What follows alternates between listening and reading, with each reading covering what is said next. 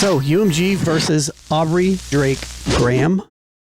The case has been dismissed. OV over. It is. Yeah, it's over. Mm-hmm. So, as of today, do you guys have any initial thoughts on this? Honestly, I'm glad, not just because I don't think Drake was trying to get money from this. I think he was trying to set. I don't know. In a way, I can't say I'm glad because I don't understand. He's trying to set a level of precedent, and he wanted there to be discovery as far as like the dirty tricks of the record industry. Sure. But I think this was about so much more, just on a cultural level. I don't think when you lose a rap battle, you should call your lawyer. Yeah. You know, I always thought that was a real sucker move. You know, even if there was something he could stand on when you talk about the structural, you know, things about perhaps bots and what's promoted and what's pushed through the algorithm. I think that's kind of lost in the conversation just because so many people, like myself, do think it was a sucker move. Sure. You know, accept your L and move on. You know, so I honestly thought it was 50-50 whether or not this was going to go forward. You know, so for it to be basically dismissed and this is the end of, do we count this as now officially the end of the battle, or was that already something that we had kind of figured that we knew Kendrick won, and you know the end of the battle was maybe the Super Bowl performance? Yeah, I kind of sit with just the year that Kendrick had was the victory lap, in my personal opinion. Yeah, this here, I'm happy it's over so that we don't have to revisit this situation in this capacity. Mm-hmm. You know what I'm saying? Because it got a little tiresome. I mean, we got to talk about it. I mean, we're a hip hop podcast, so essentially it's something that we talk about amongst other things. But with this happening, it definitely set a precedent in the other way and not in Drake's favor. It's actually a win for the music business, in my personal opinion. Not the business entity itself, but as far as an artist is concerned. Yeah, the creative entity that is creatives. Exactly, because it's like we all, you know, it left a funny taste in our mouth based on he's suing you over a song. You know what I'm saying? So that, or he's suing the company over their promotion of the said song. Right. And it goes against everything that we know as far as music, especially when it comes to hip hop and a rap battle, essentially. Yeah. So the victory to me is for the artist.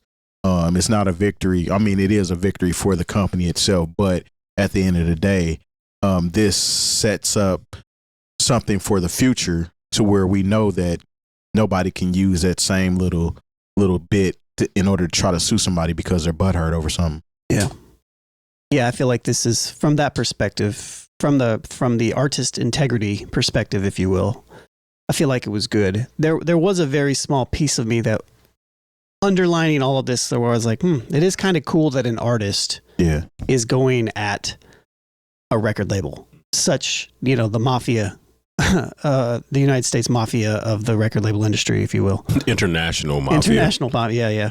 Yeah, this is just an interesting turn of events for this to happen in this month. Well, let's read some of this. It's 38 pages long. I don't think we're going to sit here and read all 38 pages. I don't think that's necessary. But this is the opinion and order from Aubrey Drake Graham, plaintiff versus UMG Recordings Incorporated defendant. So Jeanette Vargas, the United States District Judge, had this to say. So this case arises from perhaps the most infamous rap battle in the genre's history, the vitriolic war of words that erupted between superstar recording artists Aubrey Drake Graham, Kendrick Lamar Duckworth. In the spring of 2024, over the course of 16 days, the two artists released 8 so-called diss tracks with increasingly heated rhetoric, loaded accusations, and violent imagery. The penultimate song in this feud, Not Like Us by Kendrick Lamar, dealt the metaphorical killing blow, which is a wild thing for a judge to put in the opening statement of this. He's a fan. The song contains lyrics explicitly accusing Drake of being a pedophile, set to a catchy beat and a propulsive bass line. Not Like Us went on to become a cultural sensation, achieving immense commercial success and critical acclaim. It's interesting that the Drake is that the judge is calling this a catchy beat and a propulsive bass line. Like, where's the judge's? He used AI for that. Or Jeanette. You think so? Yeah. Or Jeanette. She. Jeanette. Yes. Sorry, Jeanette. So both Your Drake Honorable. yeah, Your Honor. Both Drake and Kendrick Lamar have recording contracts with defendant UMG Recordings. Drake alleges that UMG intentionally published and promoted Not Like Us while knowing that the song's insinuations that he has sexual relations with minors were false and defamatory. Drake has brought this action against UMG for defamation, harassment in the second degree in violation of Section 349 of the New York General Business Law. Because the court concludes that the alleged defamatory statements in Not Like Us are non-actionable opinion, the motion to dismiss is granted. The motion to dismiss, excuse me. Yeah. So non-actionable. That kind of says kind of like what we were just talking about in the sense that, or what we've always said. Yeah. This is a rap lyric about some stuff. These are just his opinions out here. He's throwing them out there and it's bouncing back and forth. Since we are of the culture, we listen to many a diss track, if you will. I don't think, imagine if this had gone forward and say Drake won, and then maybe Eazy-E's estate wants to come after Ice Cube over No Vaseline. Or which was a lot more defamatory. Yeah, it's up there. Yeah. Or Ice-T wanted to sue LL Cool J over to the break of dawn when he called him a downtown car thief. These are these are things that I mean, I don't know if it would have ever gotten that far. I would hope it wouldn't, but you never know. There are people who, when they get lawyers involved and there's a check to be grabbed. Yeah, you Biggie's just never estate know. Sues Tupac's estate. Yeah, for saying things about his wife. Yeah, but it would have opened up that precedent. Yes, which is the piece. Then people would have to run diss tracks by their attorney before they're released. Well, it goes even further than that. It's almost everything. Yeah, it's like what can be contributed to, like, you have to have an entire, I mean, they probably already have these, but you'd have to have an entire department that's like fine tooth comb and all of this stuff, or just check social media, because social media tell you people are talking about. Hell, what's her name? Evidently has dissed somebody in her new song. What's Kelsey's girlfriend? Oh, Taylor Swift. Taylor Swift. She's evidently dissing somebody in her latest song. So that would be a situation to where she could possibly be sued. I don't know. Maybe this is a positive for the artist, like I said. At the end of the day, it's a positive for creative expression and the ability to share. Share your thoughts without criminality. It's one less thing we have to run by attorneys. Yeah. Let's continue here just a little bit. So, legal standards. To survive a motion to dismiss, a complaint must contain sufficient factual matter accepted as true to state a claim to relief that is plausible on its face, which is reference Kaplan versus Lebanese Canadian Bank in 2021, quoting Ashcroft, et cetera, et cetera. A plaintiff may not simply allege facts that are consistent with liability. The complaint must nudge plaintiff's claim across the line from conceivable to plausible, which references some other things. Threadbare recitals of the elements of a cause of action supported by mere conclusory statements do not suffice, which kind of goes to what we've been saying there. So, when ruling on a motion to dismiss under Rule 12b-6, the court accepts as true all well-pleaded allegations and draws all reasonable inferences in favor of the non-moving party. Again, another reference, Romanova versus Amelis. The court need not credit legal conclusion couched as factual allegations. However, Dixon versus Blackensee. Not Blackensee. wait, no, that's actually wrong too. Blankensee. Okay. Yeah. Or is it Blankensee? Blankensee. No, there's no C. I know C. Yeah. I don't have my glasses on. Right? Okay. Quotation marks omitted. All right. So then it jumps into the background here. The following background is largely taken from allegations in the amended complaint, which are assumed true for purposes of this motion. Additionally, defendant requests the court to take judicial notice of certain extrinsic evidence pursuant to Rule 201 of the Federal Rules of Evidence. I'm happy I went to law school, so I understand what all this means. Yeah. No. These exhibits include the lyrics of songs released as part of Drake and Kendrick Lamar's rap battle, the dates on which these songs were released, and the lyrics of these songs are not reasonably subject to dispute. That's actually important. So the dates on these songs were released and the lyrics of these songs are not reasonably subject to dispute. See Pickett versus Migos touring. Okay, interesting. And the songs themselves are, with one exception, all referenced in the amended complaint. Accordingly, the court will take judicial notice of Exhibits H through I and Exhibits K through O to the request for judicial notice to understand defendants' alleged statements in their necessary and proper context. So that's interesting because it's talking about the context in which everything was actually shared. Mm-hmm. And it's also, I believe, referencing the fact that these are responses in a way. Yeah. So perhaps if it stayed more one-sided by either party, this might be something that could be actionable within the courts. But because it was back and forth and one was a response to the other. Okay. At least that's what I took from that. Yeah, that's what I took from it too. Because I mean, Drake actually had the last say in this. Mm. Yeah, he dropped the last song. I remember he put out his response and not like us on Sunday night. Mm. And that's when he talked about he pretty much fed him all that information. Mm-hmm. So, that's right. Factual allegations. Drake is a prominent recording artist and songwriter among other public-facing endeavors.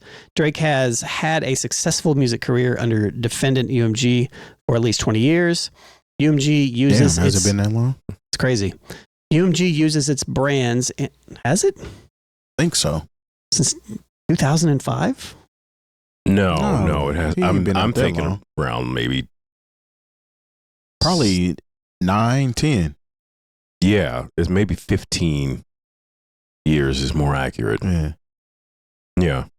Which is interesting. I mean, it's in here. So, I mean, He would have had to have been signed to UMG before even his first, well, not his first mixtape, but So Far Gone that came out.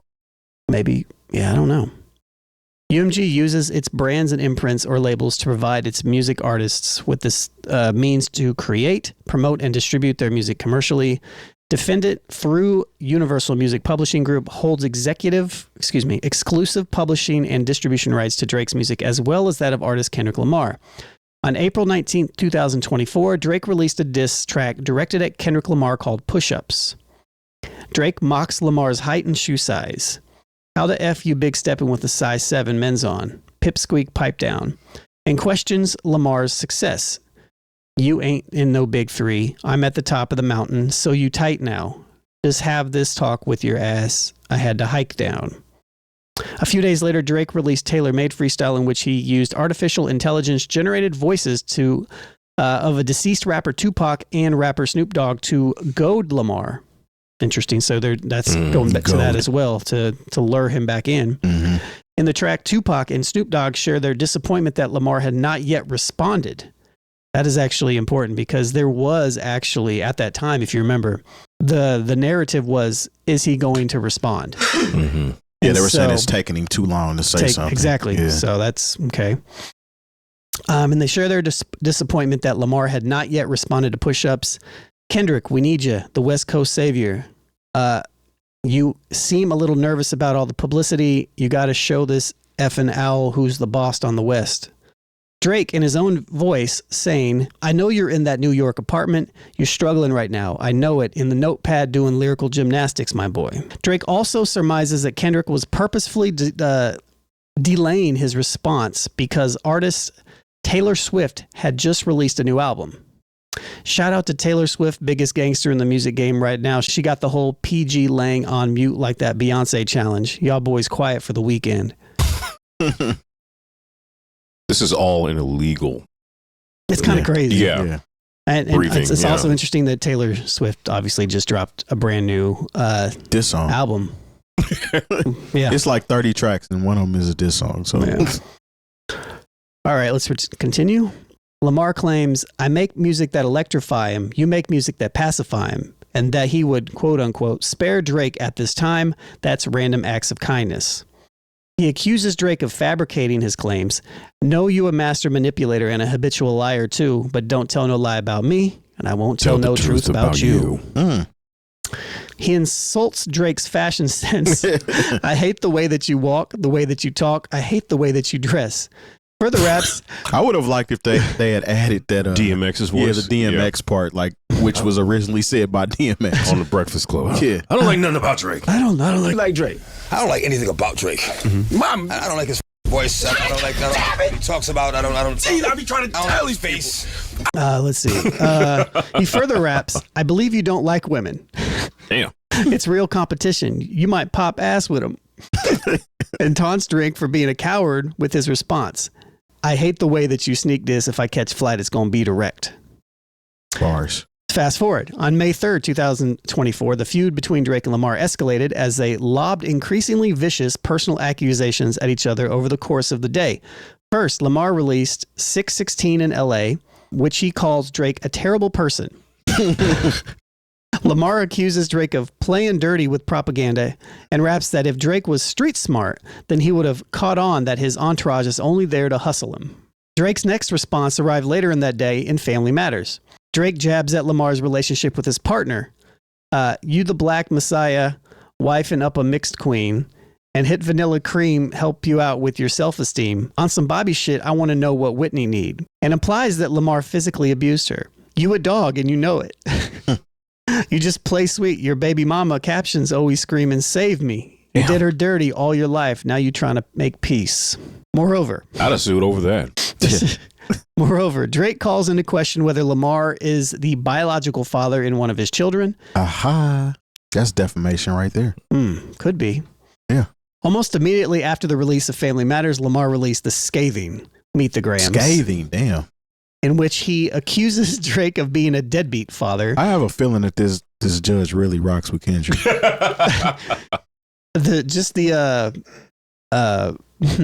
I feel like the judge is like talking in the same, it takes joy in the use of language. Yeah. Oh, the adjectives that she's throwing in here are pretty spicy. Like maybe she used to rap in a past life or something. You lied about your son, you lied about your daughter, huh? Lamar also alleges that Drake has a gambling problem, drinking problem, pill popping and spending problems, bad with money, whorehouse soliciting women's problems. Therapy is a lovely start. He further insinuates that Drake was a predator and that Drake should die so all these women can live with a purpose. Whew. This is all within a very short span of time. The next day, May 4th, he released Not Like Us. Not Like Us explicitly names Drake and his associates as pedophiles. Specifically, the track contains the following lyrics. Say, Drake, I hear you like him young. You better not ever go to cell block 1. To any bitch that talk to him, and they in love, just make sure you hide your little sister from him.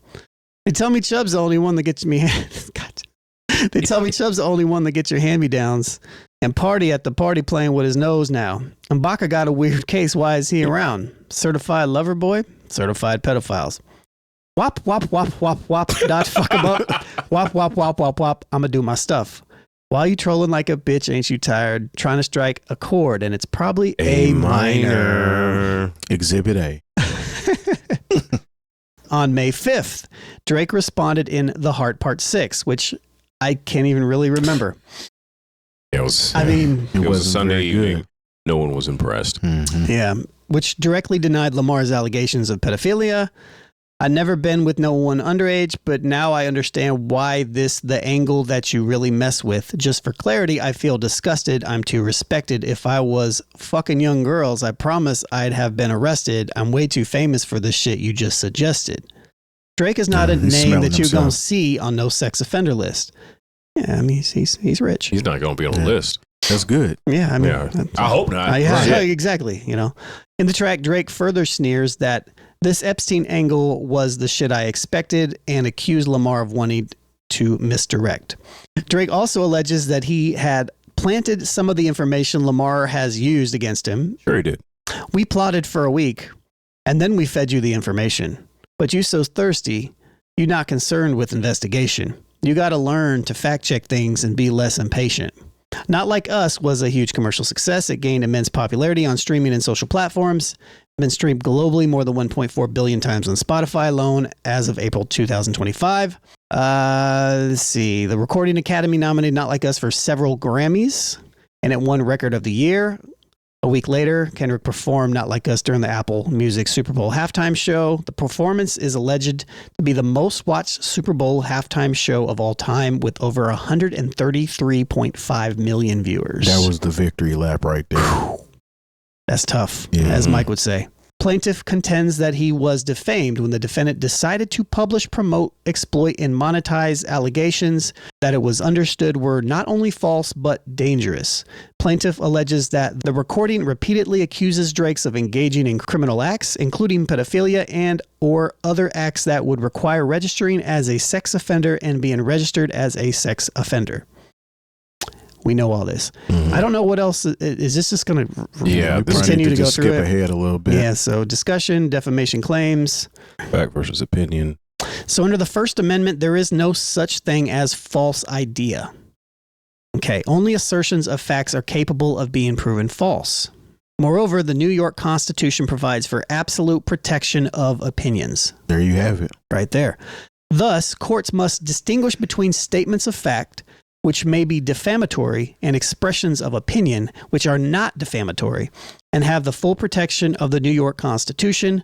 Whether a challenged statement is fact or opinion is a legal question. Plaintiff argues that it is inappropriate for the courts to determine at the pleading stage whether a reasonable listener would perceive the recording as fact or opinion. Yet because this is a question of law, New York courts routinely resolve this question at the motion to dismiss stage. So, and then there's a whole bunch of other references here, like whether a state is a fact or opinion is a question of law for the courts to be decided based upon what the average person hearing or reading the communication would take it to mean, and is appropriately raised at the motion to dismiss stage, which, you know, where we're at. It's music. Yeah. You know what I mean? So is the judge saying, no, these are just opinions? It seems like we can dismiss this based on that. You know, and maybe Drake actually hurt himself by saying that I fed you this, or like these are things that I would have never. These are just opinions Kendrick has, so like we can't. These are not actionable. He didn't say facts in any other lyrics either. He just was stating his opinions, so to speak. It's similar to like when something comes out and nobody's been found guilty, and you have to add in allegedly, so that you can't be found liable for actually stating that this person did that. Yeah. Yeah, I think it's the fact that this is, I think a big piece of this is the peers element. Like rap battle is inherently this. It's back and forth. It's expression. It can be what's the word I'm looking for? Exaggerated. It could be, yeah, but there's another word. I don't even, maybe it's not, I was like exaggeratory. I don't even know if that's a word, right? But that's typically, you know, everything's exaggerated.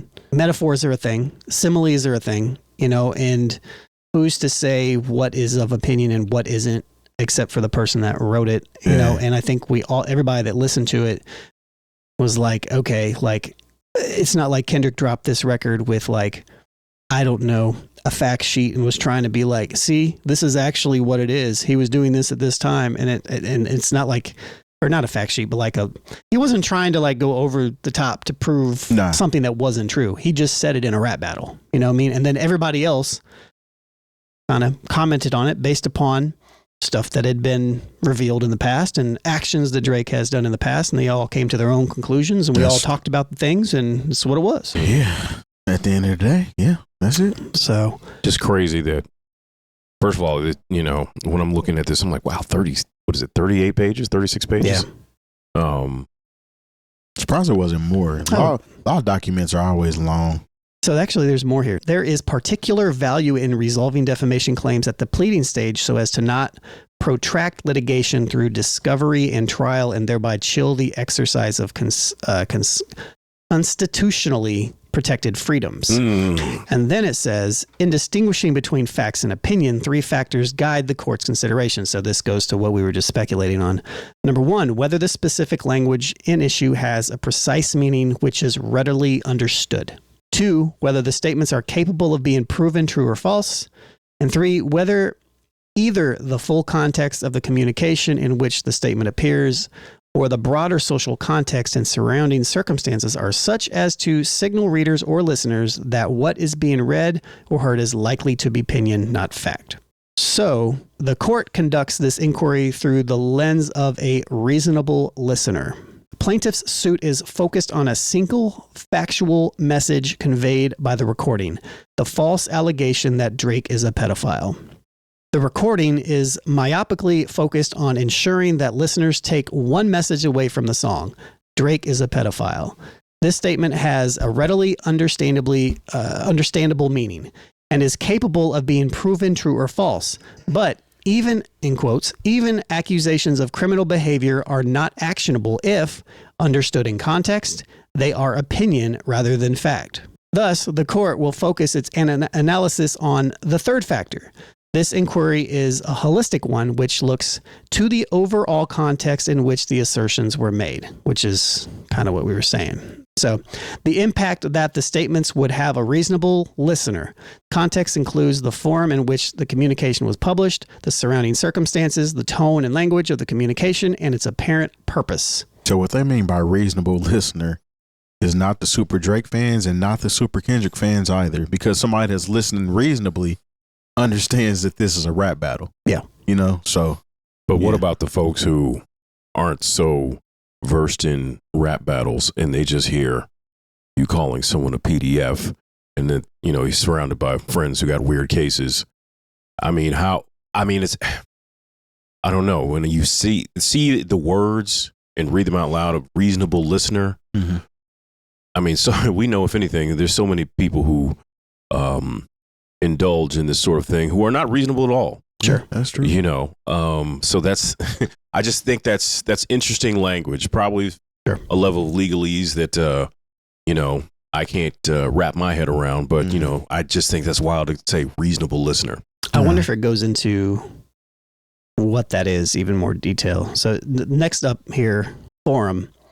The court considers the forum in which the allegedly defamatory statements appear. That is a useful gauge for determining whether the reasonable reader will treat it more readily as an opinion than fact. Okay, so this is getting into that. Okay.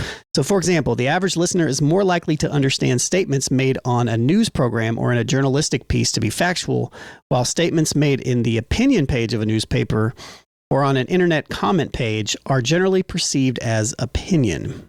Like the National Enquirer. Or like YouTube. Yeah, that too. So, kind of in short, the judge is like, look, everybody knows you rappers be lying. Essentially, which is good. Yeah. Which is good, because that's kind of that's, you know, it's protective of the art in a particular way. Yeah. So it says the common expectation is that the columns and articles published on a newspaper's op-ed sections will represent the viewpoints of their authors and, as such, contain considerable hyperbole, speculation, diversified forms of expression, and opinion. Yeah. The culture of internet communications, as distinct from that of print media such as newspapers and magazines, has been characterized as encouraging a quote-unquote freewheeling anything-goes writing style. The fact that the allegedly defamatory statement appeared on Twitter conveys a strong signal to a reasonable reader that this was defendant's opinion.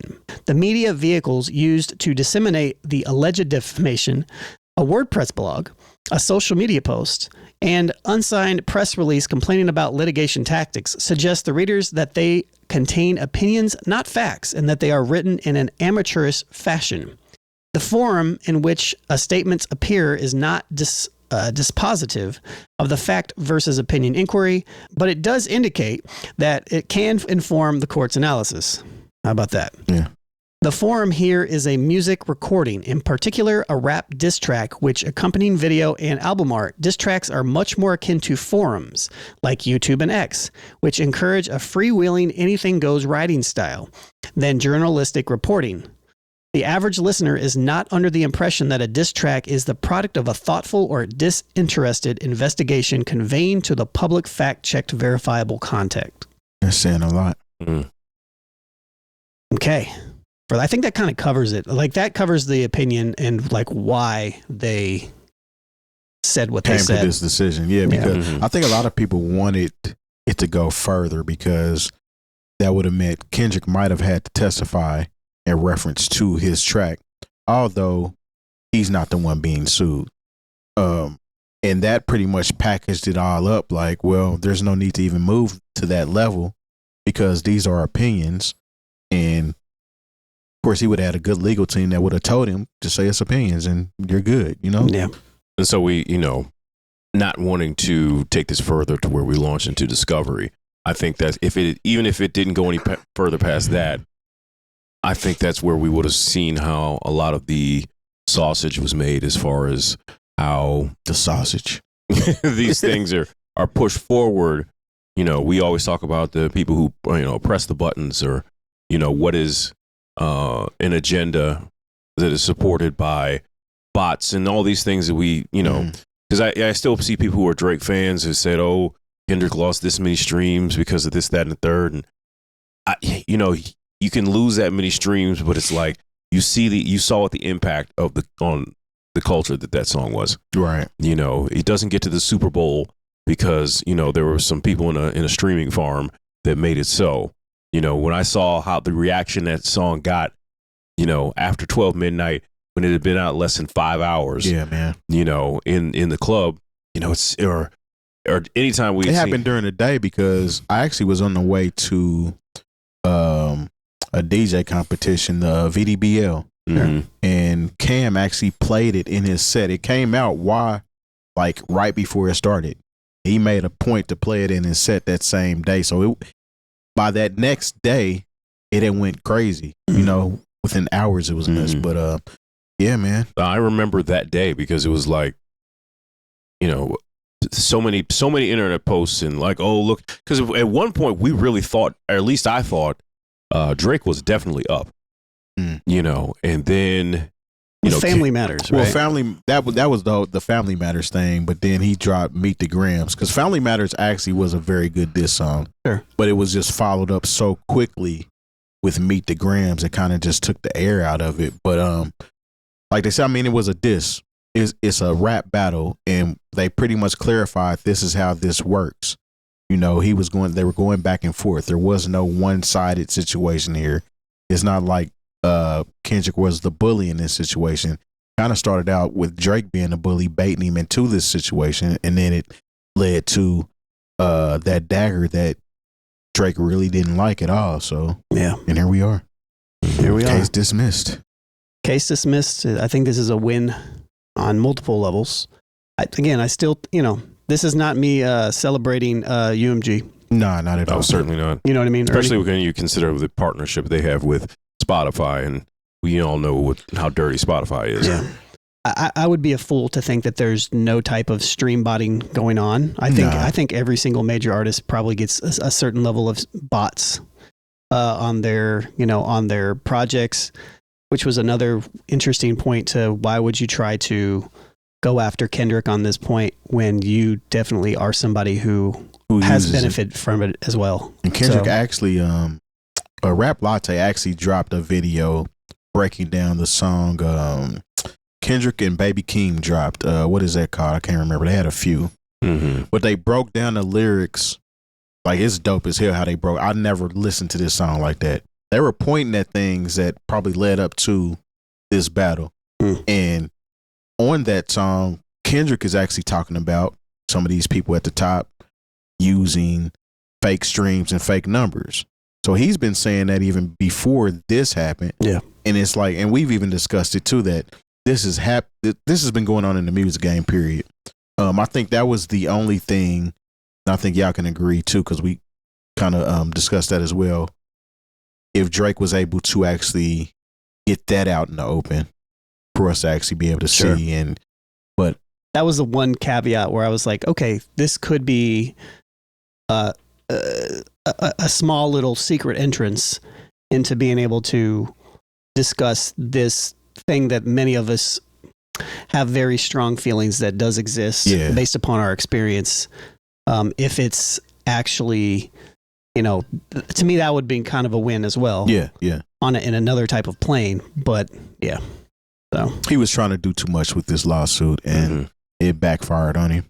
So, well, all right. Well, any other thoughts? I hope this really is the end and he doesn't try to file another kind of lawsuit to try to get around it. Can you appeal denial of? I don't know. You can try to refile. I mean, because he did it in New York. I wonder if he tries it somewhere else and tries to study their law and see if it's going to work in his favor. Maybe I don't know. If I was just somebody who had Drake's ear, I'd be like, "Come on, man. All right, let's move on. Let's move on, because man. like if you don't move on, then the world does not move on from this. Let's just get Iceman out there and make it happen.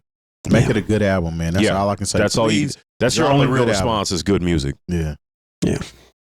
All right. Well, thanks for tuning in on our special little segment here. Shouts to Jackson. Right on, man. Shouts to the Governor. Why not? Because you're pushing the buttons, man. Yeah, man. Over You're here pushing producing the show. Yeah, doing the things. Episode 456 drops on Saturday. We'll be back next week for 457. So, till next time. Peace. Yep. In a minute.